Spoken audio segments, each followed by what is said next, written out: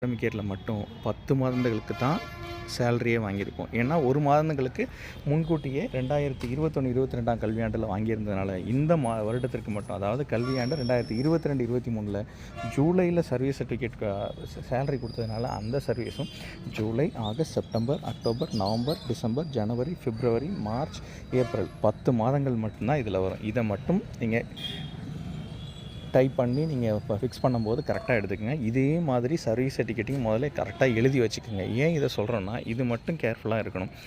2021, 22வது வருடங்களில் பார்த்திங்கன்னா அந்த கல்வியாண்டில் மொத்தம் 12 மாதங்களுக்கு சேலரி வாங்கினதுனால 12 மாதத்துக்கான சர்வீஸ் சர்டிஃபிகேட். 2022, 23ல் பார்த்திங்கன்னா அந்த வருடத்துக்கு பார்த்திங்கன்னா 1/7/2022 முதல் 30/4/2023 வரைங்கிறதுனால அந்த வருடத்துக்கு 10 மாதங்கள்.